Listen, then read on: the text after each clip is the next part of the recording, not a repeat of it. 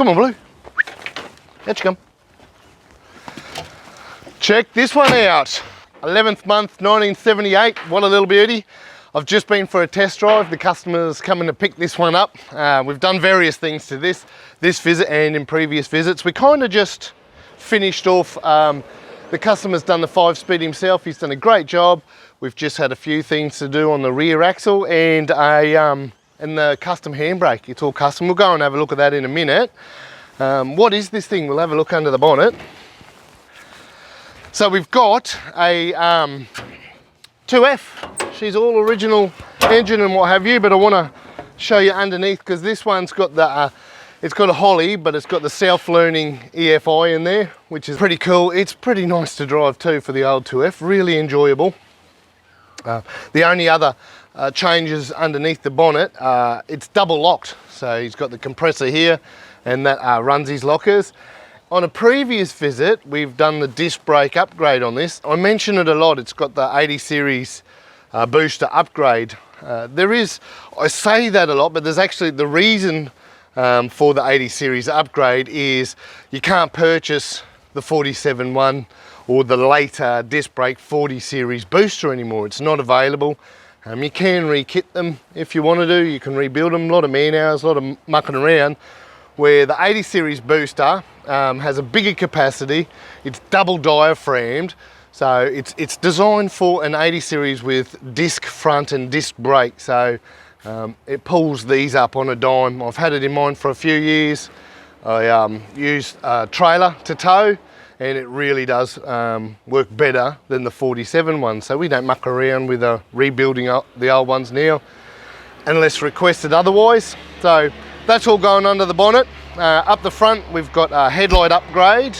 We've got the worn 9,000 pound winch, the more modern ARB bar. He does use this, that winch ain't there for show.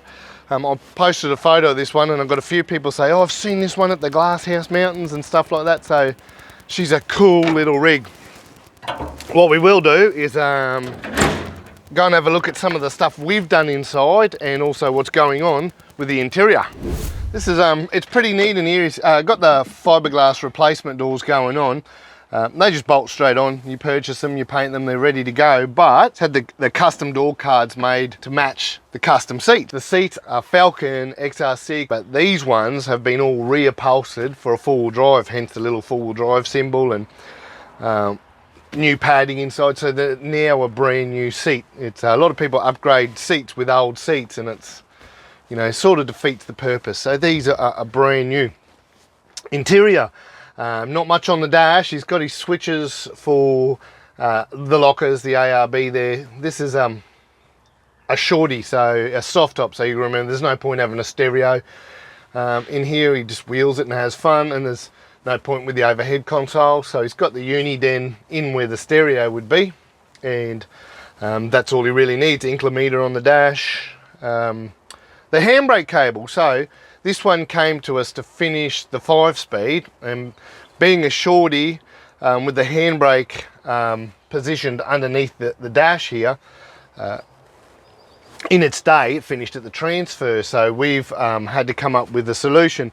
So what we do here at MrLandcruiser is, where we can, and this one's no different, we grab a brand new genuine Toyota cable and modify it. So now it runs from the dash all the way through. Instead of the transfer, now it's at the back wheels. Quality, where we can use quality, and that leaves everything period correct. We don't have to spend all that time drilling in, moving handbrakes to the floor. It's still all period for its year.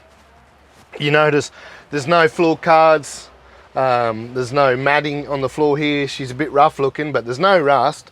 And again, this is a toy, it gets wheeled, it doesn't need anything fancy. We'll go and have a look at the back. I do want to show you something at the back that you don't see much at all anymore. So the rear end, it's looking pretty standard. It's got your usual suspects. The Heyman's Reese style bar. That way he's got his recovery there, and where else are you going to put your spare tyre? She's on the back. What I really dig and you don't see anymore is a one-piece, a steel tailgate. A lot of double ones going around. When we get asked get phone calls. I'm in search for one of these. I haven't seen one in many, many years available to wreck. So to see one, a steel gate on a car being used, is pretty damn cool.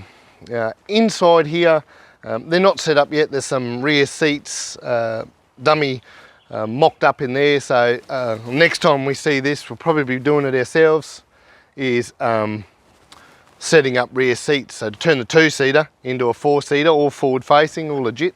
And we'll run some seat belts in there, and that'll be pretty cool next visit. So come around the front. So this is her again in 1978. She's ready to rumble out of this yard. There's another one of our high lift jack mounts. Geez, they sit there a treat, and you can, for those cars that run the aerial, it's all accommodating that as well. But I just got sidetracked there. This one's ready to leave today, and look out, because this one is one that gets wheeled on the tracks. I can't wait to see it out there.